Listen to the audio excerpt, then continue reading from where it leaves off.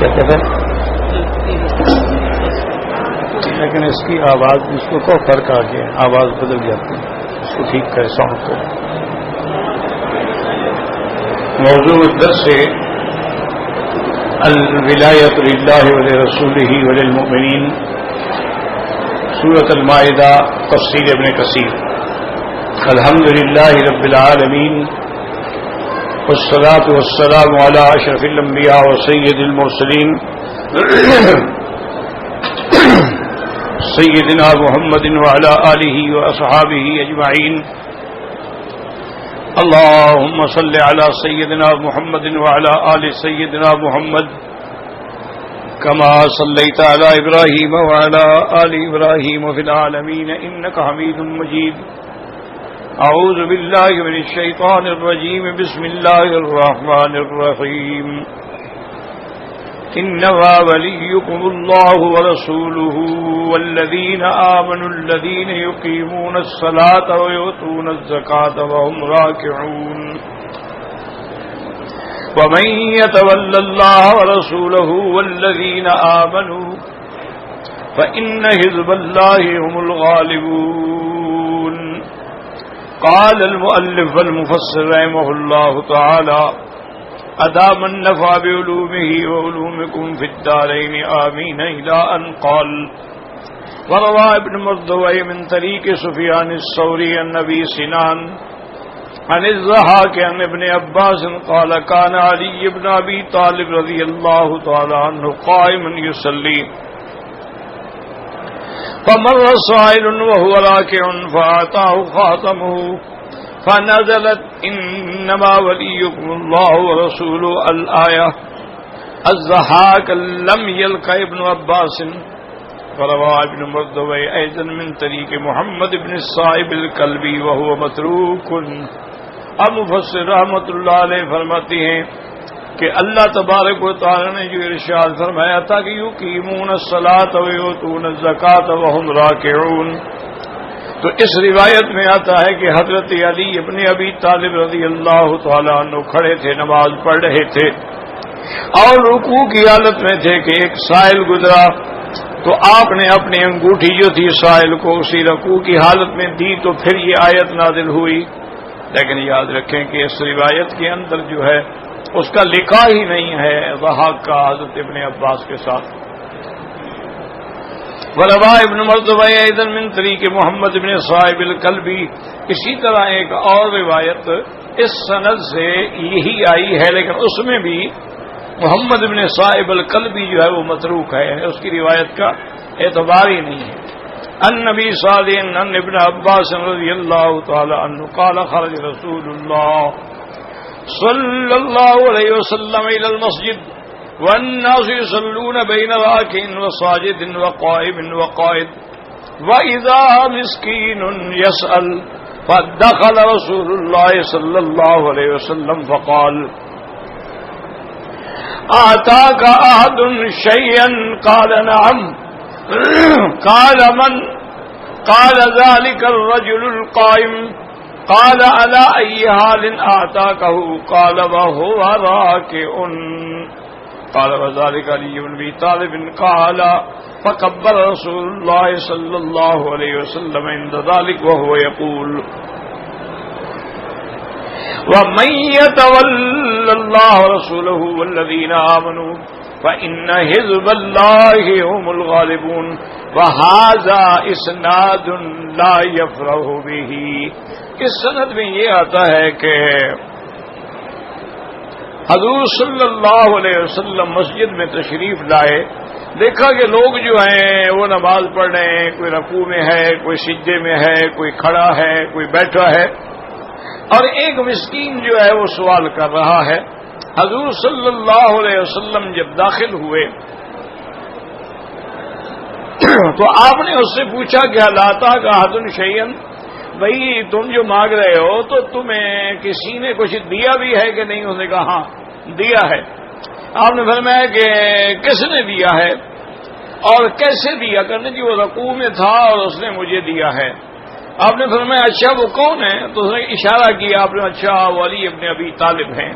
رضی اللہ تعالی عنہ قال وقبل رسول اللہ صلی اللہ علیہ وسلم عند ذلك، حضور نے فرمایا خوش ہو گئے یعنی اللہ اکبر، اور پھر یہ آیت پڑھی ومن يتول اللہ ورسولہ والذین آمنوا فإن حزب اللہ هم الغالبون. لیکن مفسر فرماتے ہیں کہ اس کی سند جو ہے وہ بھی کبھی نہیں ہے. ثم رواه ابن مردويه من حديث علي بن ابي طالب رضي الله عنه نفسه وعمار بن ياسر وابي رافع وليس يصيح شيئا منها بالكلية لضعف اسانيدها وجهالة رجالها. اب مفسر رحمۃ اللہ علیہ نے ابن مردويه نے اپنی کتاب میں خود حضرت علی ابن ابی طالب سے بھی یہ نقل کیا ہے اور حضرت عمار ابن یاسر سے بھی اور ابی رافع سے بھی یہی روایت کے رکوع کی حالت میں حضرت علی نے خیرات دی، لیکن کہتے ہیں اس کی بھی کوئی سند صحیح نہیں ہے، اور اس کی سند کے اندر بھی بعض ایسے راوی ہیں جو مجہول ہیں. ثم روى بإسناده ميمون بن مهران عن ابن عباس في قوله إنما وليكم الله ورسوله نزلت في المؤمنين وعلي بن أبي طالب أولهم. ایک قول حضرت ابن عباس کا بھی یہ ہے کہ یہ آیت مبارک جو ہے مومنین کے حق میں نازل ہوئی ہے، حضرت علی رضی اللہ تعالی عنہ وہ بھی پہلے نمبر پہ ہیں. قال ابن جرير حدثنا حناد قال حدثنا عبد الملك عن ابي جعفر قال سألته عن هذه الآية انما وليكم الله ورسوله والذين آمنوا الذين يقيمون الصلاة ويؤتون الزكاة وهم راكعون. قلنا من الذين آمنوا قال الذين آمنوا قلنا بلغنا أنها نزلت في علي بن أبي طالب قال علي من الذين آمنوا. تو کہتے ہیں کہ ہم نے ان سے پوچھا کہ یہ آیت جو ہے کس کے بارے میں نازل ہوئی ہے، تو انہوں نے کہا مومنین کے بارے میں نازل ہوئی ہے. تو ہم نے پھر پوچھا کہ حضرت علی علی ابن ابی طالب بھی تو مومنین میں ہے، تو سب مومنین کو شامل ہے، صرف ایک کے لیے تو یہ آیت نہیں اتری ہے. وقال عثمان الدین الذهبی جمیع المؤمنین، سب مومنین کے لیے ہے. ولكن علی ابن ابی طالب مر بسائل وهو راكع في المسجد فاعطاه خاتمه. حضرت علی نماز پڑھ رہے تھے کہ ایک سائل گزرا تو اسی رکوع کی حالت میں آپ نے اس کو اپنی انگوٹھی دی. وقال علی ابن ابی طلحہ الوالوی ان ابن عباس من اسلم فقد تولى الله ورسوله والذین آمنوا. انہوں نے کہا جو بھی مسلمان ہے اس سب کے لیے یہ آیت ہے. لازمی بات ہے کہ مسلمان اللہ کے رسول سے اور مومنین سے محبت کرتا ہے، انہی سے تعلق رکھتا ہے، تو یہ سب کے لیے ہے. رواه الرجلي وقد تقدم الاحاديث التي اوردها ان هذه الايات كلها نزلت في بعض الصحابه رضي الله تعالى عنه حين تبرأ من حلف اليهود ورضي بولاية الله ورسوله والمؤمنين. اب مفسر رحمۃ اللہ علیہ فرماتے ہیں کہ اس سے پہلے ہم نے کئی حدیثیں ذکر کی ہیں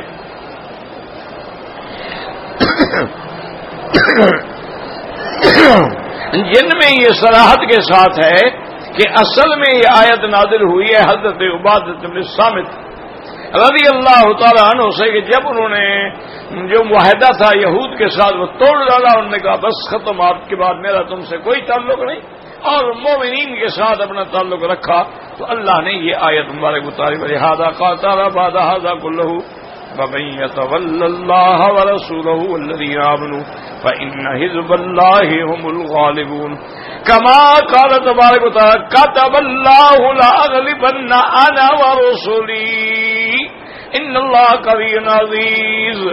لا تجد قوم يؤمنون بالله واليوم الآخر يوادون من حاد الله ورسوله ولو كانوا آباءهم أو أبناءهم أو إخوانهم أو عشيرتهم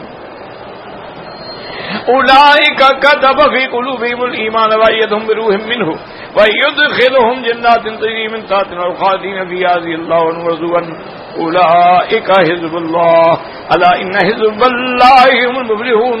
فكل من رضي بولاية الله ورسوله والمؤمنين. یہ ساری آیتیں اس بات پہ دلالت کرتی ہیں کہ جو بھی مومن ہے اللہ کی رسول کی اور مومنوں کی دوستی پر اس کو ناز ہے، تعلق ہے، فَهُوَ مُفْلِحٌ فِي الدُّنْيَا وَالْآخِرَةِ، وہی دنیا اور آخرت میں کامیاب ہے۔ وَمَنْصُورٌ فِي الدُّنْيَا وَالْآخِرَةِ، اور دنیا اور آخرت میں اللہ اس کی مدد فرمائیں گے۔ وَلِهَذَا قَالَ تَعَالَى فِي هَذِهِ الْآيَةِ الْكَرِيمَةِ مَن يَتَوَلَّ اللَّهُ رَسُولَهُ الَّذِينَ آمَنُوا فَإِنَّ حِزْبَ اللَّهِ هُمُ الْغَالِبُونَ۔ اب مسئلہ سمجھیں کہ بیٹا بیٹھ جاؤ آرام سے، بس بیٹھ جاؤ، الحمدللہ ٹھیک ہے، کھڑے کھڑے تھک جاؤ گے، بھائی جگہ دے دو، آرام سے تھوڑی تھوڑی جگہ دے دو بس، تاکہ وہ بھی درس میں صف میں بیٹھ کے ثواب حاصل کریں۔ اب توجہ کریں اس بات پر کہ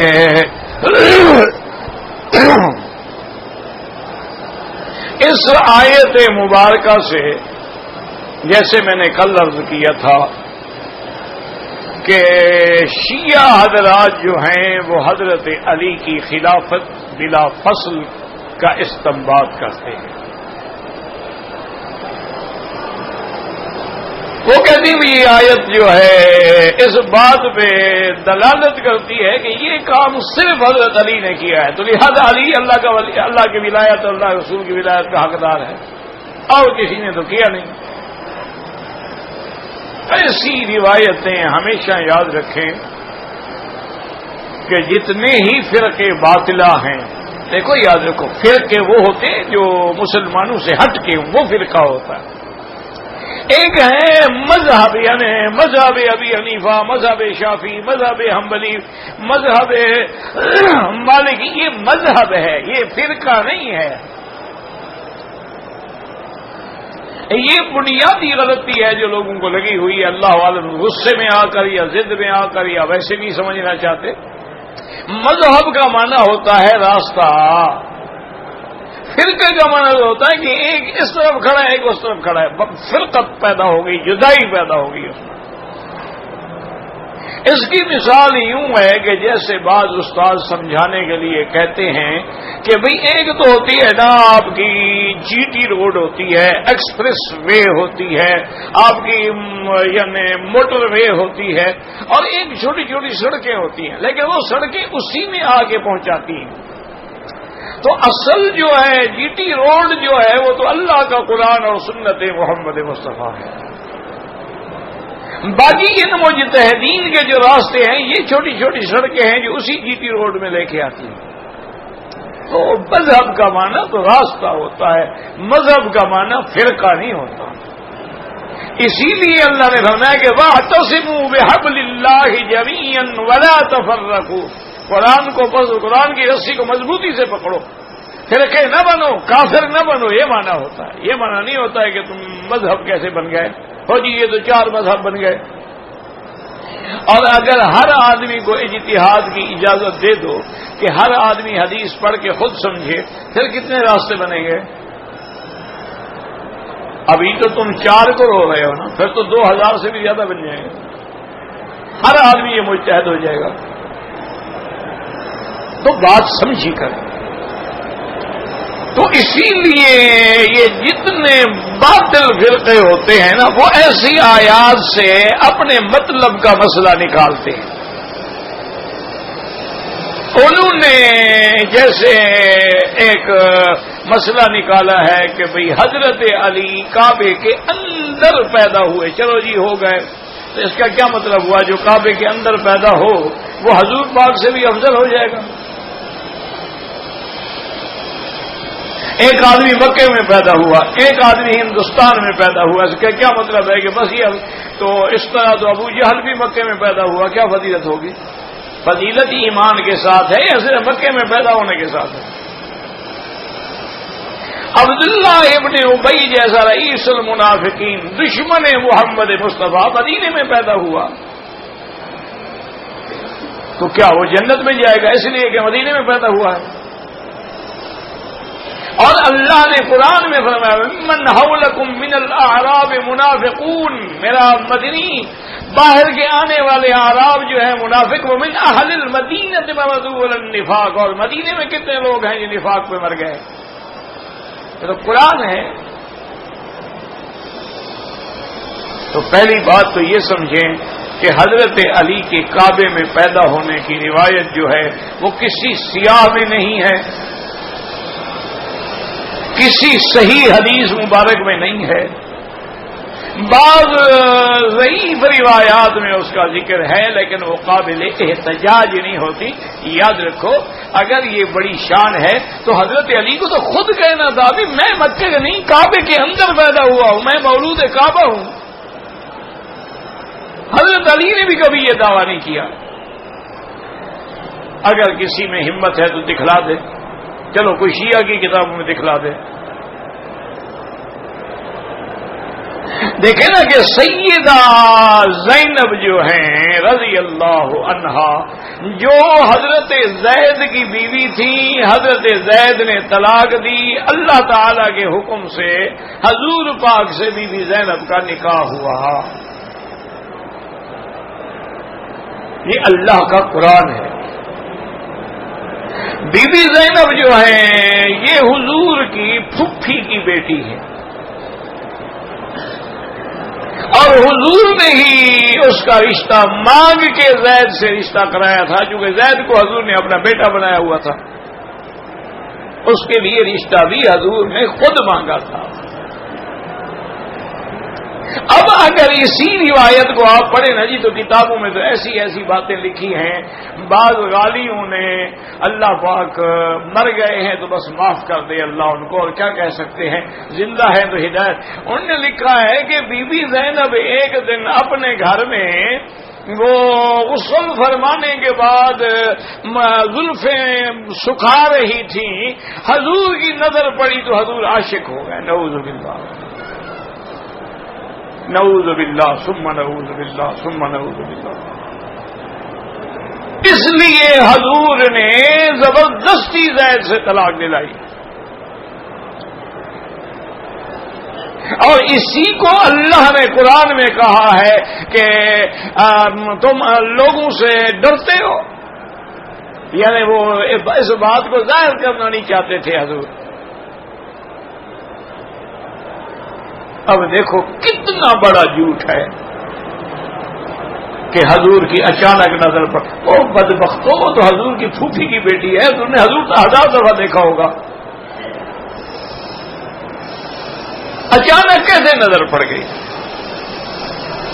اور پھر معصوم نبی جس کی عصمت ہو، یعنی جس کو لوگوں نے جادوگر تو کہا ہے، کاہن تو کہا ہے، نعوذ باللہ جھوٹا بھی کہا ہے، مفتری بھی کہا ہے، شاعر بھی کہا ہے، لیکن کسی نے سرکار دو عالم کے کردار پہ اعتراض نہیں کیا. ابو جہل بھی اعتراض نہیں کر سکا. یعنی اتنا مضبوط کردار ہے حضور کا. حالانکہ آپ اندازہ کریں کہ ان لوگوں کا مقام دیکھیں کہ جب زید نے اصل میں جو حضور چھپاتے تھے نا، وہ یہی بات چھپاتے تھے کہ بھائی زید سے آپ فرماتے تھے اللہ کے بندے میں نے تیرا رشتہ کرایا، اب تمہاری بنتی نہیں ہے، تو پہلے برادری مجھ پہ ناراض تھی کہ میں نے زید سے کیوں رشتہ کرایا، اب جب تم طلاق دو گے تو اس سے اور بگڑ جائیں گے وہ، تو اس لیے بہتر ہے کہ طلاق نہ دو. اس بات کو حضور چھپاتے تھے.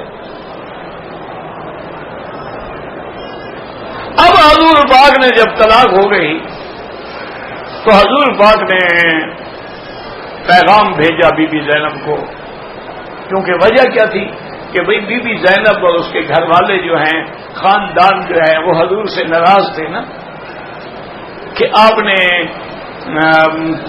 زید سے کیوں رشتہ کرایا. زید ایک غلام تھا اور بی بی زینب کہتی ہے میں کرشیہ تھی، بنو ہاشم سے تھی، حالانکہ زید بھی غلام نہیں تھے، ان کو زبردستی بیچا گیا تھا. آپ نے جب پیغام بھیجا، اب ایمان دیکھیں ایک ایک مسئلے پہ غور کیا کرو، یہ نہیں کہ ادھر سے سنا تو بی بی کو جب پیغام ملا تو پتہ ہے بی بی نے کیا، اب خود اندازہ کیا، حضور یہ چاہتے تھے کہ جب میں رشتہ کر لوں گا تو وہ رشتہ دار بھی راضی ہو جائیں گے.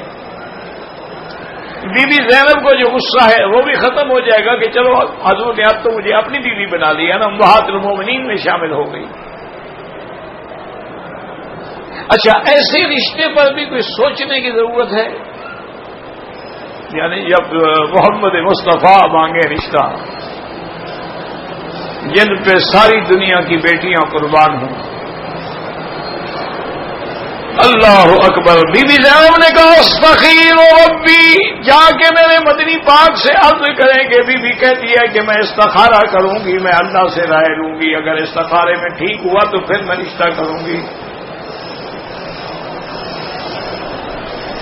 وہ ہر کام میں اللہ سے پوچھتے تھے، ہم ہر کام میں ماشاءاللہ پیروں سے پوچھتے ہیں، فال نکال کے بتلاؤں،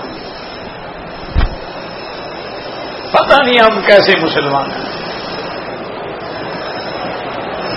اچھا، بی بی زینب فرماتی ہے کہ یہ پیغام دے کے میں نے بھیج دیا، فَمَا لَبِثَ إِلَّا قَلِيلًا، تھوڑی دیر گزری اور بغیر بتلائے ہوئے حضور میرے گھر میں داخل ہو گئے۔ میں حیران ہو گئی کہ حضور تو کبھی ایسے نہیں آئے کہ میری اجازت کے بغیر، استئذان کے بغیر حضور کبھی اندر آئے ہوں، ایسا تو کبھی نہیں ہوا، آج کیسے حضور آ گئے؟ لیکن بی بی کھڑی ہوئی، حضور نے فرمایا زینب گھبراؤ نہیں، اللہ نے میرا نکاح تم سے عرش سے کر دیا ہے، تم میری بیوی ہو، اس لیے میں آیا ہوں اندر۔ اور قرآن میں یہ ہے فَلَمَّا قَضَىٰ زَيْدٌ مِّنْهَا وَطَرًا زَوَّجْنَاكَهَا، اللہ فرماتی ہے کہ جب زید کا مسئلہ حل ہو گیا، پورا ہو گیا، طلاق ہو گئی، تو ہم نے آپ کی شادی کر دی بی بی زینب سے، تاکہ اس سے دو مسئلے حل ہو جائیں، آپ کا خاندان بھی راضی ہو جائے، اور یہ بھی پتہ لگ جائے امت کو کہ زبانی بولا ہوا بیٹا اور ہوتا ہے، حقیقی بیٹا اور ہوتا ہے۔ صلب کے بیٹے کی بیوی سے نکاح نہیں ہو سکتا، لیکن منہ بولا بیٹا ہو تو اس کی بیوی سے نکاح ہو سکتا ہے۔ اس رسم کو بھی ہم نے ختم کرنا تھا۔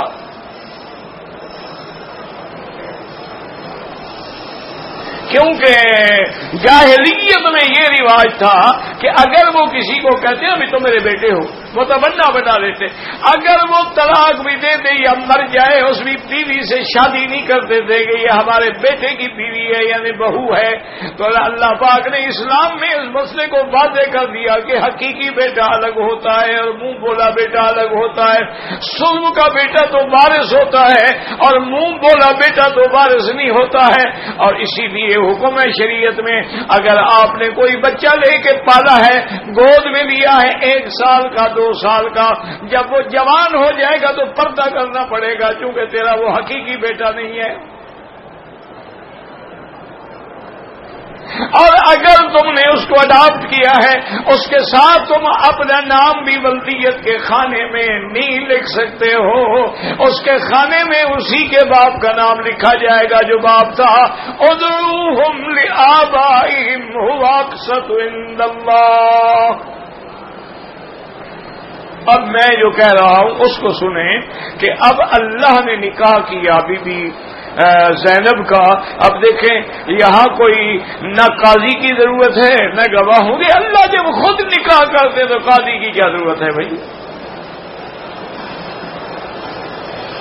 اچھا، نکاح ہو گیا تو ساری زندگی بی بی زینب اس بات پر فخر کرتی تھی، تمام بیویوں میں جب میٹنگ ہوتی اکٹھے بیٹھے ہوتی تو بی بی صاحبہ بڑے یعنی شوق سے یہ کہتی تھی کہ زوجتکن آباؤکن وزوجنی اللہ من فوق العرش۔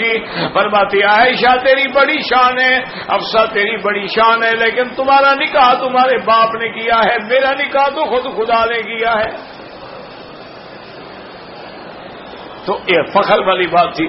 تو حضرت علی نے تو کبھی فخر نہیں کیا کہ میں کعبے میں پیدا ہوا،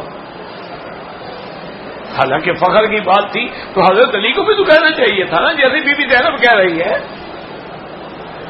واقعی یہ فخر کی بات ہے تو حضرت علی نے کیوں نہیں ظاہر کی؟ نمبر 1، نمبر 2 یہ ہے کہ حالت نماز میں تو حرکت کا بھی حکم نہیں ہے، ادھر ادھر دیکھنے کا بھی حکم نہیں ہے، اس میں تو خشوع اور خضوع کا حکم ہے کہ ان یکون متوجہا بقلبہ وقالبہ الی اللہ ان تعبد اللہ کانک تراہ فان لم تکن تراہ فانہ یراک۔ حضور نے فرمایا ایسے نماز پڑھا کرو جیسے تم خدا کو دیکھ رہے ہو۔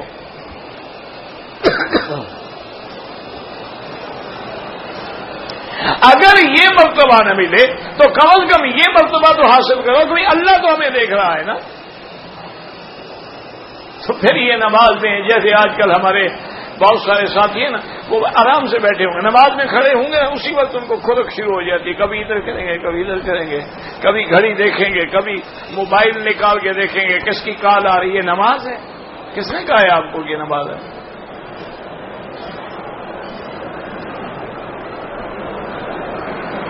والذین هم فی صلاتهم خاشعون، نماز میں خشوع ہوتا ہے، خضوع ہوتا ہے کہ بڑے سے بڑا حادثہ بھی گزر جائے، نماز کی حالت میں توجہ ادھر جاتی ہی نہیں ہے کسی۔ تو جب نماز میں خشوع مطلوب ہے، خضوع مطلوب ہے، تو یہ کیا مطلب ہے کہ رکوع اور سجدے میں کوئی خیرات کرتا پھرے؟ اور یہ اچھا نمازی ہے کہ لوگ سجدے میں ہیں، رکوع میں ہے، وہ وہاں مانگ رہا ہے، وہ اچھا سائل ہے بھائی وہ۔ یہ بھی حکم ہے کہ جب لوگ نماز پڑھنا شروع کریں تو اسی وقت بھیک مانگنی شروع کرو۔ کوئی آگا پیچھا بھی تو حدیث کا سمجھا کرو نا، قرآن کا سمجھا کرو، یہ تو نہیں نا کہ جو مطلب آئے بس وہ نکالو۔ حضرت علی رضی اللہ تعالی عنہ خلیفہ محمد مصطفیٰ ہیں، داماد محمد مصطفیٰ ہیں، اور آپ یعنی سخاوت کی بھی انتہا پہ تھے۔ حضرت علی رضی اللہ جس کا قرآن میں ذکر ہے اس کا حوالہ نہیں دیتے ہیں۔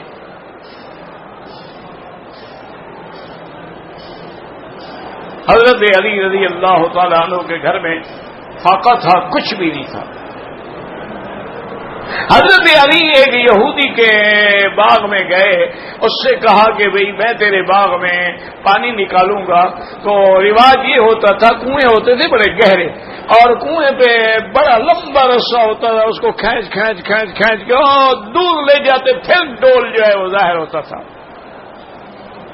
اور ڈول جو ہے وہ بھی بڑا بھاری ہوتا تھا۔ اس کی مزدوری میں حضرت کو بعض روایات میں ہے کھجوریں ملی، اور بعد میں ہے کہ ملے، آپ نے کھانا تیار کیا، اور خدا کی شان ہے حضرت علی بھی روزے سے ہیں، بی بی فاطمہ بھی روزے سے ہیں، حسن حسین بھی روزے سے ہیں۔ ابھی کھانا سامنے رکھا ہے، انتظار ہے کہ اذان ہو اور ہم افطار کریں۔ ایک مسکین نے دروازے پہ آواز دی کہ یا اہل بیت رسول اللہ انا مسکین۔ حضرت علی نے بی بی فاطمہ کو دیکھا، بی بی فاطمہ نے بھی رضامندی کا اظہار کیا، اٹھ کے سارا کھانا اٹھا کے مسکین کو دے دیا، خود پانی سے افطار کیا۔ دوسرے دن مزدوری کر کے لے آئے، افطار کا وقت آیا، ایک آدمی نے آواز دی انا یتیم لیس لی شیء، حضرت علی نے اٹھا کے اس کو دے دیا۔ تیسرے دن پھر مزدوری کر کے آئے تو اس کے بعد آواز آئی کہ میں ایک قیدی ہوں، ابھی قید سے نکلا ہوں، میرے پاس کچھ نہیں کھانے پینے کا۔ حضرت اٹھا کے اس کو دے۔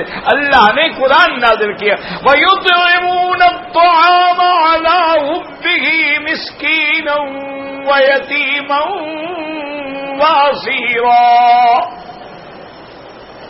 انما نطعمكم لوجه الله لا نريد منكم جزاء ولا شكورا۔ اللہ نے قرآن نازل کیا. تو اب اس میں حضرت علی کی بڑی شان ہے، لیکن اور صحابہ بھی انہی صفتوں میں شامل ہیں، اس لیے جمع کا صیغہ ہے یطعمون الطعام علی حبہ مسکینا، اور انما نطعمکم لوجہ اللہ، یہاں بھی جمع کا صیغہ ہے انما ولیکم اللہ ورسولہ. تو اس سے صرف حضرت علی کا نام لینا جو ہے یہ بہت بڑی زیادتی. اور پھر یاد رکھیں کہ خود سیدنا علی سے رضی اللہ تعالی عنہ سے ایک دن صحابہ بھی بیٹھے ہیں، حضرت علی رضی اللہ عنہ بھی موجود ہیں. ایک آدمی نے سوال کیا، اصل میں وہ شیعان علی میں تھا. یہ شیعہ کی جھگڑا جو ہے نا مصیبت، یہ حضرت عثمان کے وقت سے پیدا ہو گئی تھی. اس کی بنیاد یہودیوں نے رکھی تھی. عبداللہ ابن سبا نے، اس نے دو پارٹیاں پیدا کی کہ کچھ حضرت علی کے ساتھ مل جائیں، شیعان علی بن جائیں، کچھ حضرت عثمان کی حمایت میں کریں، شیعان صحابہ بن جائیں. تو دو فرقے پیدا کیے، ان دونوں کے پیدا کرنے والے یہودی تھے.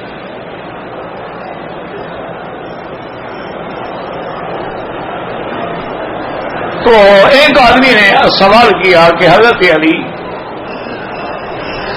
سرکار مدینہ صلی اللہ علیہ وسلم کے صحابہ میں سب سے بڑا عالم کون ہے؟ اصل اس کا مقصد کیا تھا؟ وہ انہوں نے ایک روایت نقب بنائی ہوئی ہے نا کہ انا مدینۃ العلم و علی الباب، وانا کسی سیاہ میں نہیں. اگر ہو بھی تو ایک شہر کے کتنے دروازے ہوتے ہیں؟ صرف ایک دروازے کے ذکر کرنے سے تو فضیلت ثابت نہیں ہوتی.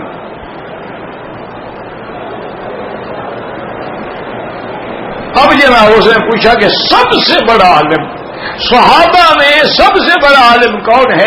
حضرت علی نے فرمایا کہ ابو بکر رضی اللہ. اس نے کہا حضرت آپ سے بھی وہ بڑا عالم ہے؟ ہاں مجھ سے بھی بڑا عالم ہے. اور نے کہا اللہ کے بندے، یہ حضور کی صحیح صریح حدیث ہے کہ فَلْيَؤُمُّكُمْ أَعْلَمُكُمْ بِكِتَابِ اللَّهِ، تمہارا امام مسجد میں وہ ہونا چاہیے، نماز کا امام، جو اللہ کے قرآن و سنت کا بڑا عالم ہو. اعلمکم، عالمکم نہیں، اعلمکم. انہوں نے کہا ہاں یہ تو حدیث بالکل صحیح ہے. تو اس نے کہا حضور نے اپنے مصلی پہ کس کو کھڑا کیا؟ میں بھی تو موجود تھا، عمر بھی موجود تھا، عثمان بھی موجود تھا، اور صحابہ بھی موجود تھے. حضور نے اپنے مصلی پہ ابو بکر کو کھڑا کیا. تو معلوم ہوا کہ حضرت ابو بکر ہی سب سے بڑے عالم ہیں. بتا حضور کیسے اپنے مصلی پہ کھڑا کرتے؟ اس نے کہا ہاں یہ بات تو ہے. اب اس کے پاس کوئی جواب نہیں تھا. اس نے کہا اچھا حضرت یہ بتائیں کہ سب سے بڑا سخی جو ہے حضور کے صحابہ میں کون ہے؟ آپ نے فرمایا ابو بکر ہے رضی اللہ عنہ. انہوں نے کہا کیسے؟ انہوں نے کہا جنگ تبوک کے موقع پر سب سے زیادہ مال لینے والا حضرت عمر تھا.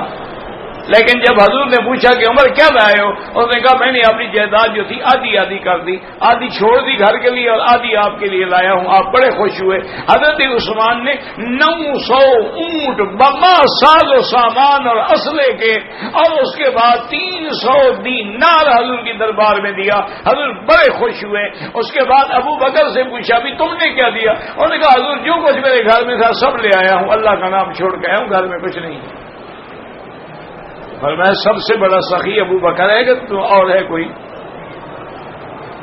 انہوں نے کہا بھی ہاں یہ بات تو ٹھیک ہے. اب کوئی جواب تو تھا نہیں.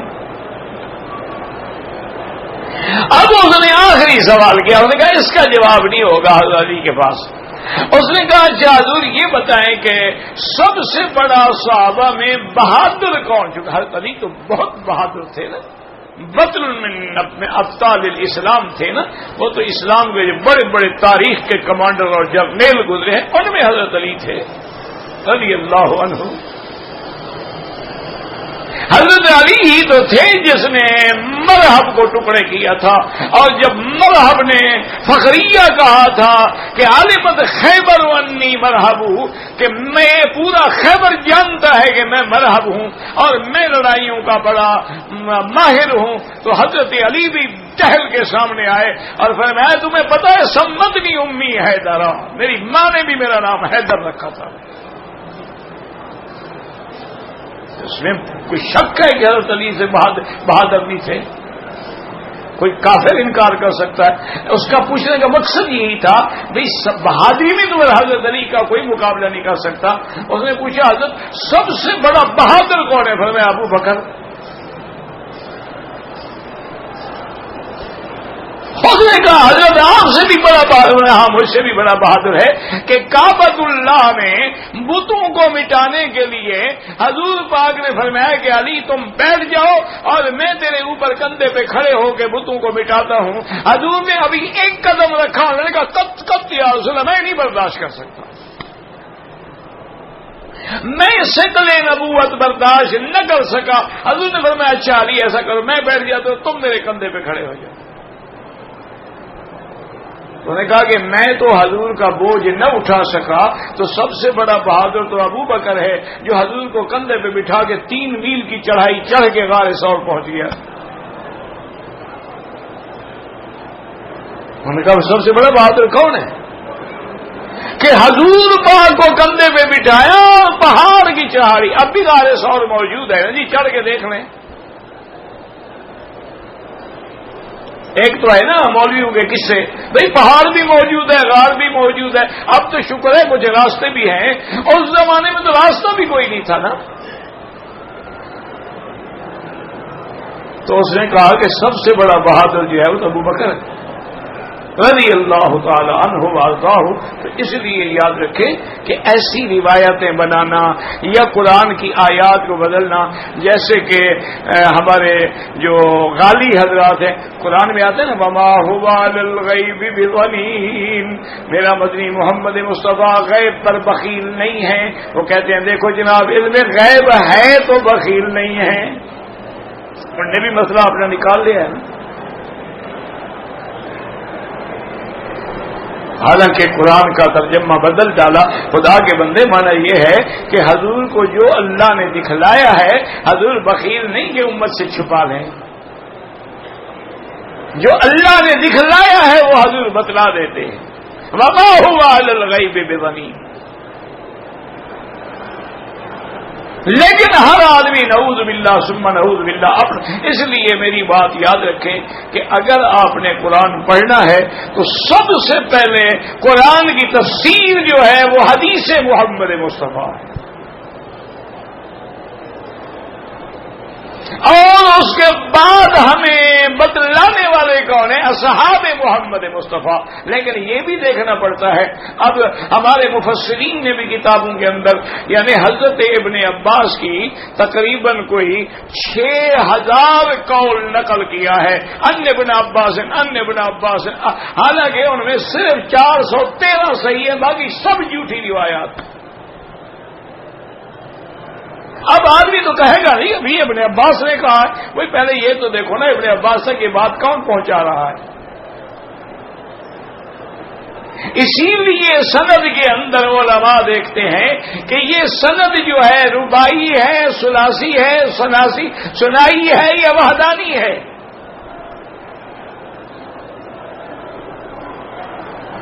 اب آپ دیکھیں امام بخاری جیسا آدمی، اللہ اس کی قبر پہ کروڑوں رحمتیں فرمائے، جو اپنے دور میں حافظ الحدیث تھے، 16 سال کی عمر میں جنہیں لاکھوں حدیثیں یاد تھیں، اور پھر لاکھوں حدیثوں میں چن کے انہوں نے یہ 6000 روایات جو ہیں کتاب میں لکھی ہیں، ان میں مقررات بھی ہیں، یعنی ایک حدیث بار بار بھی آئی ہے، ایک باب میں، دوسرے میں، تیسرے میں، چوتھے میں، پانچویں میں، اور اتنی تحقیق کے بعد۔ لیکن اس میں پتہ ہے کہ ثلاثی روایات کتنی ہیں؟ صرف 22 ہیں۔ ثلاثی روایات کا اتنا بڑا وقع۔ اچھا اللہ کی شان یہ ہے کہ امام صاحب کو وہ ثلاثی روایات جو ہیں ساری امام ابو حنیفہ کے شاگردوں سے ملی ہے، کیونکہ امام ابو حنیفہ رحمۃ اللہ علیہ ان کی سند تو اتنی عالی تھی نا کہ ثلاثی بھی تھی اور سنائی بھی تھی کہ درمیان میں صرف ایک صحابی ہے اور پھر محمد مصطفیٰ ہے، ایک تابعی ہے، صحابی پھر حضور ہے۔ اچھا ایسا بھی ہے کہ آپ نے صحابی سے لیا عبداللہ بن مسعود، عبداللہ بن مسعود نے کس سے لیا؟ قال قال رسول اللہ صلی اللہ علیہ وسلم۔ اس لیے ہمیشہ یاد رکھا کریں کہ جب قرآن کی تفسیر لینی ہو نا تو اگر اردو میں یا انگریزی میں یا اور میں اعتماد والے عالم کے لیے کرو، ورنہ تو تفسیریں جو ہیں وہ تو قادیانیوں نے بھی لکھی ہیں، تفسیر تو سر سید احمد نے بھی لکھی ہے، تفسیر تو علامہ مشرقی صاحب نے بھی لکھی ہے، تفسیر تو مودودی صاحب نے بھی لکھی ہے، وہی ترجمہ کیا جو قادیانیوں نے کیا ہے عیسیٰ علیہ السلام کی رفع کے بارے میں۔ اللہ ان کی مغفرت فرمائے، دعا کریں جو فوت ہو گئے اللہ ان کی مغفرت۔ ہو سکتا ہے غلطی ہو گئی، ہو سکتا ہے، کیونکہ سمندر میں تیرنے والا ہی ڈوبے گا نا، جو کنارے پہ کھڑا ہو وہ کیسے ڈوبے گا؟ اور دوسری مصیبت یہ تھی، یاد رکھو، یہ جتنے بندے تھے نا یہ سارے اپنے مطالعے کے زور پہ عالم بنے تھے، کسی استاد سے نہیں پڑھا تھا، یہ مشکل۔ اور جو علماء ہیں پہلے وہ اپنی سند کو ملاتے ہیں، لولا الاسناد لما بقی الدین، اگر سند نہیں ہوگی تو دین ختم ہو جائے گا۔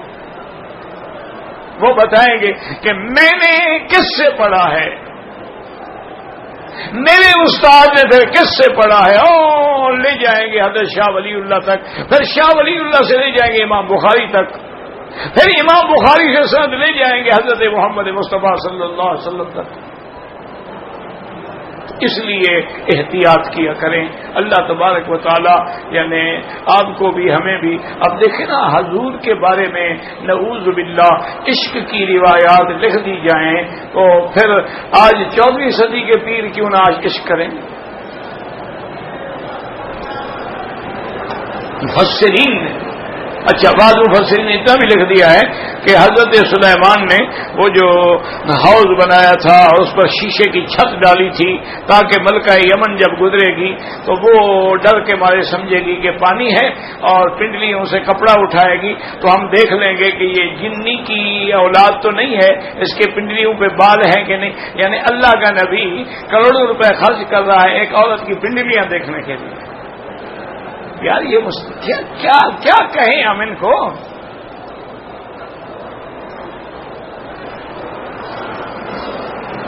نہیں، حضرت سلیمان جن کو پرندے بھی خبر دے سکتے تھے، جن کو جن بھی تخت اٹھا کے لا سکتے تھے، وہ ملکہ سبا کی پنڈلیوں کے بارے میں نہیں بتا سکتے تھے کہ بال ہیں یا نہیں ہیں۔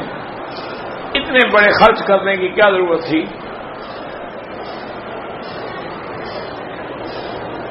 اور چونکہ قرآن میں ہے نا انہوں نے اسی سے یہ قصہ بنایا۔ فَكَشَفَتْ عَنْ سَاقَيْهَا قَالَ إِنَّهُ صَرْحٌ مُمَرَّدٌ مِّن قَوَارِيرَ۔ جب بی اس حوض کے قریب آئی اور اس کی چھت جو تھی، چھت کا رنگ جو تھا وہ پانی کے رنگ کے مطابق تھا، شیشے کا رنگ نظر یہ آتا تھا کہ پانی ہے، تو اس نے فوراً اپنی پنڈلیوں سے کپڑا اٹھایا۔ تو جو ساتھ عورتیں تھیں انہوں نے کہا بیوی کیا کر رہی ہو، یہ تو شیشہ ہے پانی نہیں ہے، کپڑے اٹھانے کی کیا ضرورت ہے، چلیں آپ۔ قالت رب انی ظلمت نفسی واسلمت مع سلیمان للہ رب العالمین۔ یاد رکھو حضرت سلیمان نے یہ سارا انتظام اس لیے کیا تھا کہ اس ملکہ کو سبق ملے اور اسلام لے آئے کہ تم سورج کی پوجا کرتی ہو، سورج کی سجدہ کرتی ہو، سورج خدا تو نہیں ہے، یہ مظہر قدرت خدا ہے، اللہ کی قدرتوں کو ظاہر کرنے والا ہے۔ جیسے یہاں پانی ہے، تم نے جس کو پانی سمجھا ہے وہ شیشہ ہے، وہ پانی کو ظاہر کرنے والا ہے. جیسے تم نے یہاں دھوکہ کھایا وہاں عبادت میں بھی دھوکہ کھایا ہوا ہے. اس لیے فوراً ملکہ نے کہا قالت رب انی ظلمت نفسی, میں نے اپنے اوپر بڑا ظلم کیا کہ سورج کو خدا سمجھتی رہی. واسلمت مع سلیمان للہ رب العالمین. آج میں اسلام قبول کرتی ہوں حضرت سلیمان کے ساتھ. مجھے بات سمجھ آ گئی کہ یہ شیشہ مظہر ماں ہے, ماں نہیں ہے. جیسے سورج مظہر قدرت خدا ہے, خدا نہیں ہے. تو اللہ کے نبی نے تو اس کو توحید سمجھانے کے لیے سارا کیا تھا. انہوں نے کہا پنڈلیاں دیکھنے کے لیے, پتہ نہیں خدا کو کیا جواب دیں گے. انا للہ و انا الیہ راجعون. ابھی دیکھ رہے ہیں چلتے چلتے اس کی آواز ختم ہو گئی, کم ہوتی جا رہی ہے. وہ چونکہ بیٹھا ہے نا وہ بیچارہ, وہ جانتا ہے ان چیزوں کو, اس لیے ہم اس کو کہہ رہے ہیں کہ وہ انجینئر ہے ساؤنڈ کا ماشاءاللہ. ابھی چلتے چلتے بالکل کم ہو گیا. میں ہر وقت پریشان رہتا ہوں. میری پریشانیاں نہ میرے پیسوں میں برکت ہوتی ہے. بھئی اس کا علاج جو ہے نا وہ یہی ہے کہ یا رب انت انت وانا انا العواد بالذنب وانت العواد بالمغفرۃ اغفر لی. بہرحال یہ لفظ تو حدیث میں نہیں ہے.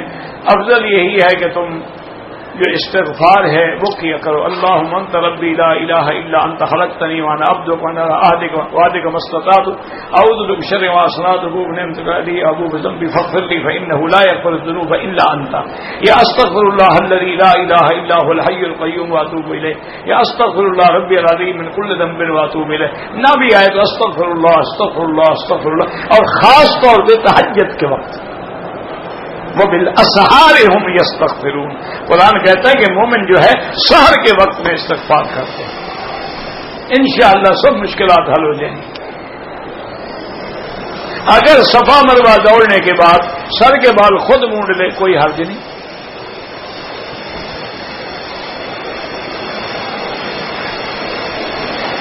کہتے جی آپ جمہوریت کے خلاف مخالف ہیں, لیکن ہمارے ملکوں میں تو بڑے بڑے علماء جو ہیں وہ جمہوریت کی سیاست میں ہیں. تو ٹھیک ہے, ان کی مرضی ہے, ان کی تحقیق ہے. ہماری ہم تو نہیں سمجھتے بھائی. ہم تو جمہوریت کو اسلام کے مطابق, وہ علماء جو ہیں نا وہ بھی مجبور ہیں کہ ان کے نزدیک اور کوئی طریقہ نہیں ہے, یہی ایک راستہ ہے اندر آ کے اسلام کے لیے کام کرنے کا. وہ مجبور ہیں. یہ نہیں ہے کہ انہوں نے کوئی جواز کا فتویٰ دیا ہوا ہے.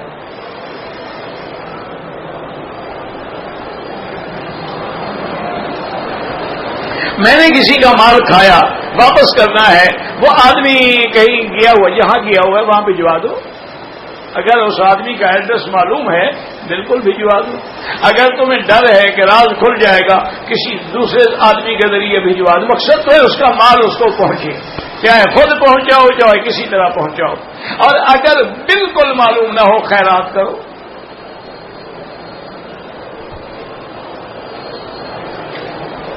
دو آدمی نے عمرہ کیا, فارغ ہو کے ایک دوسرے کے بال کاٹیں بالکل جائز ہے.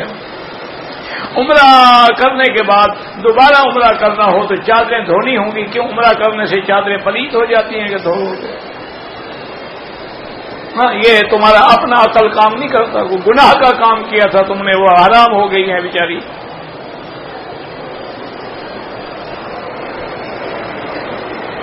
حجر اسود کے اندر 7 چھوٹے چھوٹے پتھر لگے ہوئے ہیں. اصل حجر اسود وہی ہے, کیونکہ حجر اسود ٹوٹ گیا تھا, چوری ہو گیا, ٹوٹ گیا, تو اس لیے پھر وہ ٹکڑے جوڑ جوڑ کے انہوں نے لاکھ میں جمائے ہوئے. اصل تو حجر اسود وہی ہے, باقی تو لاکھ ہے. جیسے وہ سنارے لاکھ میں زیور جڑتے ہیں نا, اسی طرح کی چیز ہے.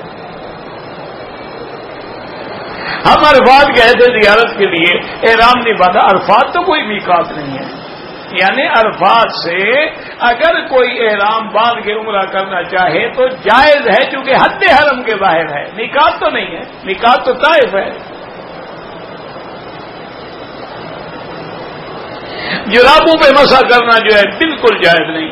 ائمہ اربعہ کے نزدیک اگر خفین ہیں، موزے ہیں چمڑے کے، یا نعلین سخینین ہیں، یعنی سخت بڑی موٹی جرابیں ہیں جن میں پانی داخل نہیں ہوتا اور اس سے آدمی چل بھی سکتا ہو، ورنہ یہ جو نیلون کی جرابیں ہیں ان پہ جائز نہیں۔ اچھا پہلے ایمان سے کہیں، ناراض نہ ہوں، حضور کے زمانے میں یہ جرابیں تھیں؟ حضور نے اسی قسم کی جراب پہن کے کبھی مسح کیا؟ اگر ہے تو ٹھیک ہے، پھر ہمیں بھی آسانی ہوگی، آپ مسئلہ ہمیں بھی سمجھا دیں، اور ناجائز نہیں ہے۔ حضرت دانیال پیغمبر تھے یا نہیں تھے اللہ عالم، کہتے ہیں پیغمبر سے، اللہ عالم، کیونکہ قرآن و حدیث میں نام نہیں آتا ہے تو ہمیں کیا پتہ ہے۔ دوران طواف وضو ٹوٹ جائے چھوڑ دیں، وضو کر کے پورا کریں۔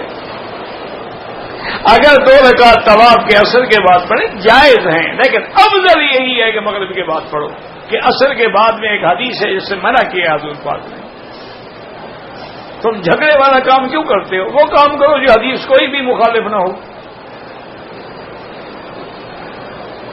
میں مدینے کی نیت کی کہ داڑھی رکھوں گا، ہمارے والدہ صاحب نے پوچھا کہ داڑھی رکھ لی تو انہوں نے منع کر دیا۔ ماشاء تم نے کلمہ والد والدہ کا پڑھا ہے یا محمد مصطفیٰ کا پڑھا ہے؟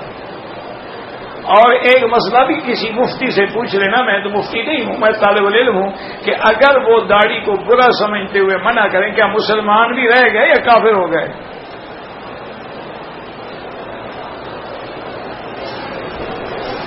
ایک ہے داڑھی نہ رکھنا، یہ گناہ ہے، ایک ہے داڑھی سے منع کرنا، داڑھی کو برا سمجھنا، داڑھی کو گالی دینا، داڑھی کو اپنے فیشن کے خلاف ہو تو کافر ہو جاتا ہے آدمی سیدھا۔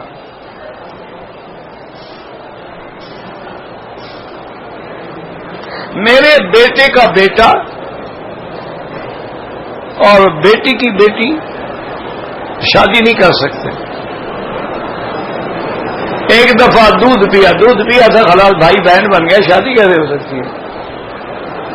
بھول کے دودھ پیا تھا، ماشاءاللہ۔ وہ جب چھوٹا تھا اس کو تو بھولنے کا پتہ ہی نہیں تھا، تمہیں کیسے پتا ہے کہ بھول کے پیا تھا؟ یہ مولوی ساتھ کھڑا ہوگا نا، کیا کرے آدمی؟ مولوی مکی ان کو ہاتھ آ گیا ہے۔ امام کی تقلید کیوں ضروری ہے؟ جماعت میں امام کو کھڑا کرنا کیوں ضروری ہے؟ اس کا جواب تم مجھے دے دو، وہ میں دے دوں گا۔ تو معلوم ہوا نا کہ امام کے بغیر نماز ہی نہیں ہوتی تو باقی کام کیسے ہوں گے؟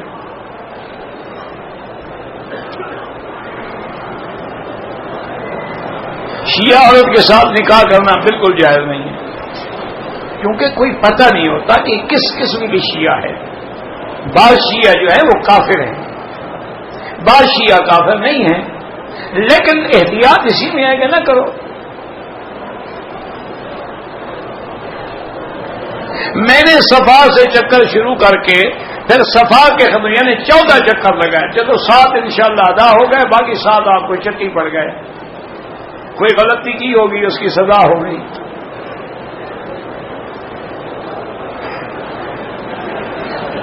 میرا بھائی عمرے کے بعد اگر بال بڑے ہیں تو کینچی سے بھی کاٹ سکتے ہیں، لیکن 1/4 حصہ یعنی اتنا بڑے بال ہیں، اتنی سارے سر کے کٹ جائیں، ایک ٹک لگانے سے دم پڑتی ہے۔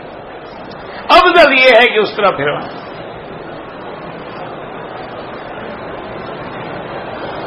ہم کراچی سے احرام باندھ کے عمرہ کیا ہے، دوسرا عمرہ اگر مسجد عائشہ سے چاہیں کر سکتے ہیں، نفلی عبادت ہے، نہ کریں مرضی ہے، لیکن ایک مسئلہ یاد رکھو، مکے میں رہتے ہوئے سب ائمہ کے نزدیک افضل یہ ہے کہ طواف زیادہ کرو، لیکن عمرہ کرو تو جائز ہے۔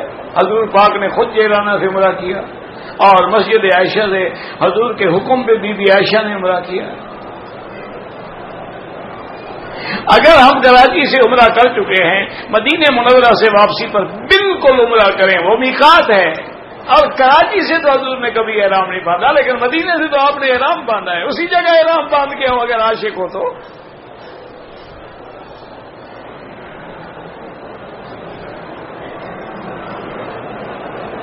اگر جدے سے آتے ہوئے میں احرام باندھے ہوئے تھا، میرے ہاتھ پہ کٹ لگ گیا، خون نکل آیا، کوئی بات نہیں۔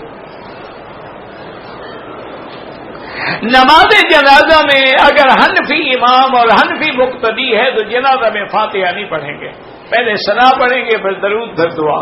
اگر حنبلی ہے تو فاتحہ پڑھیں گے.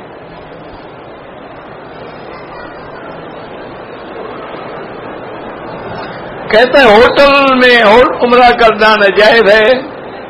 ہوٹل سے عمرہ تو ہوتا ہی نہیں ہے میرا بھائی. عمرے کے لیے تو باہر جانا پڑتا ہے احرام باندھنے کے لیے. یہ ہوٹل والا عمرہ تو ہم نے آپ سے سنا ہے.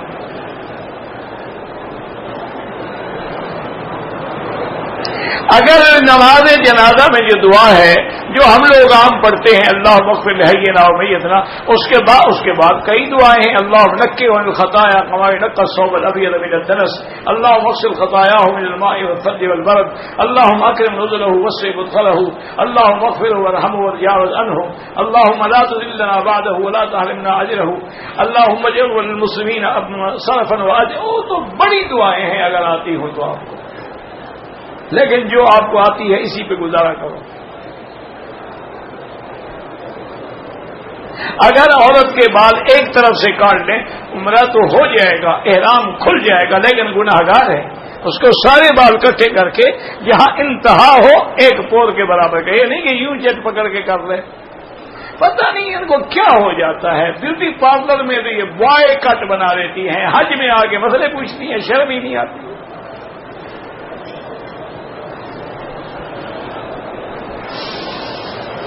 زنا سے بچنے کے لیے کوئی مشت زنی کرے وہ بھی حرام ہے.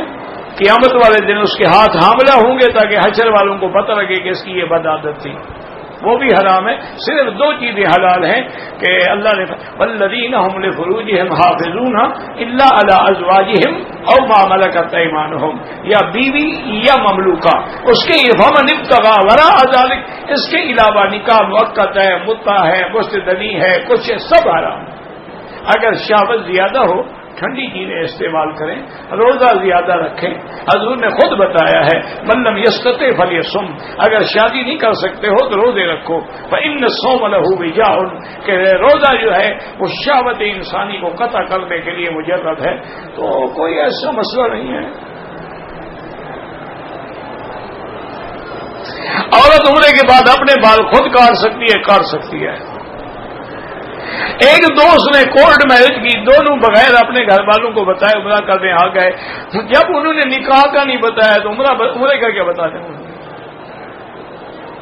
انہوں نے شادی تو کی ہے کورٹ میں جا کے، جب وہ نہیں بتائی ماں باپ کو تو اب عمرے کے لیے اجازت لے کے آنا تھا ان کو. میرے بھائی بعض ائمہ کے نزدیک تو کورٹ میرج کا نکاح ہوتا ہی نہیں. وہ کہتے ہیں لا ولی لا نکاح الا بولی، کہ جب تک ولی نہ ہو یعنی اس کا باپ ہے، جب تک وہ نہ ہو، وہ راضی نہ ہو، نکاح نہیں ہو سکتا. باپ نہ ہو پھر بھائی ہے، چچا ہے. تو وہ کہتے ہیں اس کے بغیر اگر نکاح کرے گا تو نکاح باطل ہے، وہ زنا شمار ہوگا. بعض ائمہ فرماتے ہیں کہ نکاح تو ہو جائے گا لیکن گناہگار ہے. ایک مسئلہ یاد رکھو، حلال حرام میں شبہ پڑ جائے نا تو اس سے بچا کرو، کیونکہ حضور نے خود فرمایا الحلال بین والحرام بین وبینہما امور مشتبہات. حلال بھی واضح ہوتا ہے، حرام بھی واضح، درمیان میں کوئی شبہ ہوتا ہے تو شبہ کے قریب نہ جاؤ. اب دیکھو نا یہاں آتے ہو تو مرغی ہو سکتا ہے وہ اس ملک کی ہو اور ہو سکتا ہے باہر کی ہو، تو شبہ پڑ گیا نا. یا تو یقین کر کے اس ملک کی مرغی دیں جس پر لکھا ہو فقیہ یا لکھا ہو الوطنی. تو اگر نہیں ہے تو پھر کیوں بچو. یہ تو نہیں ہے کہ 4 دن عمرے کے اگر مرغی نہیں کھاؤ گے تو فوت ہو جاؤ گے. اگر بہت زیادہ شوق ہے تو خود جا کے ذبح کرو.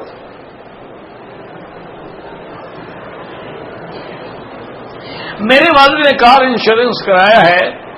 کاریں چوری ہوتی ہیں مجبوراً جائز ہے، مجبوری میں جائز. جیسے یہاں علماء نے فتویٰ دیا ہے کہ اب ڈرائیور کی تنخواہ جو ہے وہ 2500 ہے، لیکن بندہ مر جائے تو اس کا 1.5 لاکھ ریال دینا پڑے گا، اور جب تک نہیں دے گا جیل میں پڑا رہے گا. یا وہ معاف کرے یا یہ دیا تو کہاں سے دے گا. تمہیں کہا انشورنس کرا لے تھرڈ پارٹی کی کہ اگر کوئی آدمی میرے اس حادثے میں مر گیا تو وہ کمپنی بھر دے گی.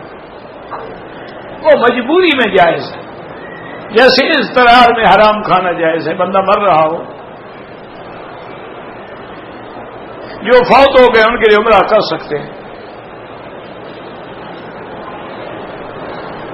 طواف سے پہلے تو کوئی 2 رکعت نہیں ہوتی، طواف کے بعد 2 رکعت ہوتی ہے۔ اگر 2 رکعت آپ نے پڑھ کے طواف شروع کیا، اگر مکروہ وقت ہو نہ پڑھو، دوسرا طواف شروع کر دو، 3-4 طواف کر کے بعد میں پڑھ لو 2 رکعت۔ 2 جگہ سے بال کاٹے ہیں، دم پڑ گئی، ابھی دیکھا ہے نا آپ نے کتنا آواز کم ہو گئی، اس کے اندر کوئی مشکل ہے۔ اصل میں یہ جب سے یہ ڈیجیٹل اور کمپیوٹرائزڈ آئے ہیں نا، انہوں نے مشکلات پیدا کر دی۔ پہلے جو سیدھے سادے ہوتے تھے انہیں کبھی مشکل نہیں ہوتی۔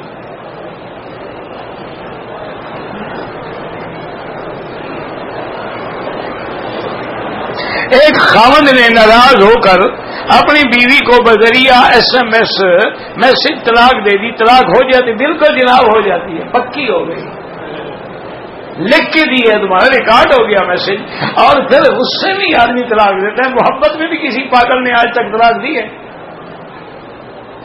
کسی آدمی کی کوئی مثال ہے دنیا میں گھر آئے اور کہے بیگم سے کہ آج تو میرا دل آپ کو بالکل پیار کرنے کے لیے ٹوٹ کے میرا دل چاہتا ہوں، لیکن ایک عدد طلاق کا تحفہ قبول فرمائیے؟ کوئی ایسا الو کا بٹھا ہے دنیا میں؟ جب بھی ہوگا غصے میں ہوگا۔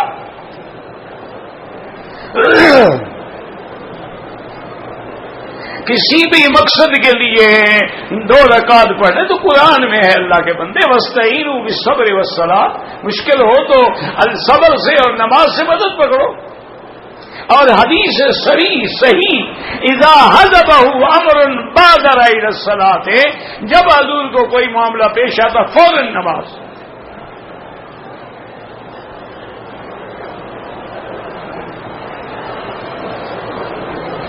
طواف کی نیت کی، حجر اسود